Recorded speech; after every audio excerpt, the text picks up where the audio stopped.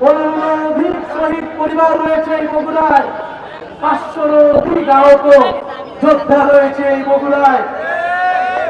এই বগুড়া বিগত 15-16 বছর এই ফ্যাসিস্ট সরকারের অধীনে রাজনৈতিক বৈষম্যের শিকার হয়েছে। বগুড়ার নাম শুনলে কোনো চাকরিতে দেওয়া হতো না, বগুড়ার নাম শুনলে তাকে কোথাও স্থান দেওয়া হতো না। বগুড়া জেলাবাসীকে নির্বিচারে মিথ্যা ভুয়া মামলা দেওয়া হতো। প্রিয় বন্ধুগণ, এই রাজনৈতিক বৈষম্যের প্রতিবাদে অভ্যুত্থান সংঘটিত হয়েছিল। আমরা গণ অভ্যুত্থানের পরে আমরা চাই মেধা ও যোগ্যতার ভিত্তিতে সবাই সমান সুযোগ পাবে। আমরা কোনো বিশেষ সুবিধা চাই না, আমরা কোনো বৈষম্য চাই না। আমরা চাই যার যতটুকু প্রাপ্য, যেই এলাকা যতটুকু পিছিয়ে আছে সেই এলাকায় ততটুকু উন্নয়ন করতে হবে, উন্নয়নের সুষম বন্টন করতে হবে। আমরা জানি এই বগুড়া একটি ঐতিহাসিক অঞ্চল। এই মহস্থানগঞ্জ, এই পুণ্যনগর থেকে বঙ্গ সভ্যতার যাত্রা শুরু হয়েছিল।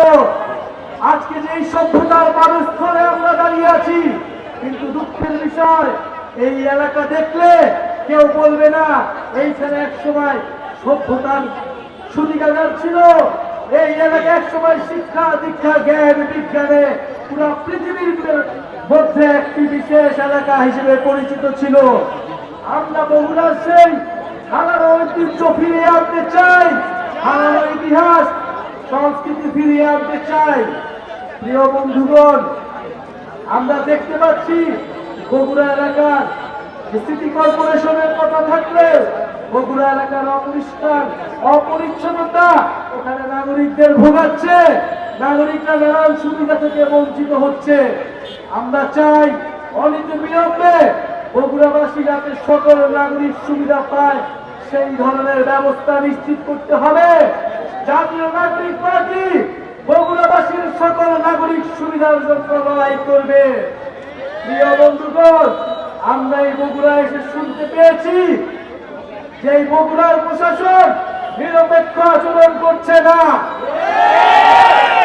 24-এর গণ অভ্যুত্থানের পরে আমাদের দাবি নিরপেক্ষ প্রশাসন, নিরপেক্ষ পুলিশ এবং নিরপেক্ষ আদালত নিশ্চিত করতে হবে।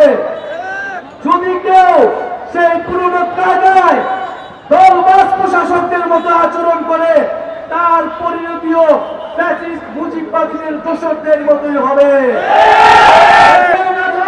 যারা ডিসি ছিল, যারা ভোট ডাকাতি করেছিল, তাদের কি পরিণতি হয়েছে? যারা 18 সালের নির্বাচনে নির্বাচন কমিশনার ছিল, তাদের কি পরিণতি হয়েছিল? এই দিন নয়, দিন কিন্তু সকলেরই আছে। এই গণ অভ্যুত্থানের 1 বছরের মধ্যে যদি আপনারা ভুলে যান ছাত্র জনতার ক্ষমতা কতটুকু, তাহলে আপনারা আবারও ভুল করছেন। এই বগুড়ায় কোন দলবাজ প্রশাসকের, কোন দলবাজ পুলিশ অফিসারের স্থান হবে না। প্রশাসককে, বগুড়ার পুলিশ, বগুড়ার আইন আদালতকে নিরপেক্ষ আচরণ করতে হবে, গণমানুষের পক্ষে থাকতে হবে, দলের পক্ষে থাকা যাবে না। প্রিয় বন্ধুগণ, গণ অভ্যুত্থানের পরে আমরা বলেছি নতুন বাংলাদেশ লাগবে, নতুন সিস্টেম লাগবে, নতুন আইন কানুন লাগবে।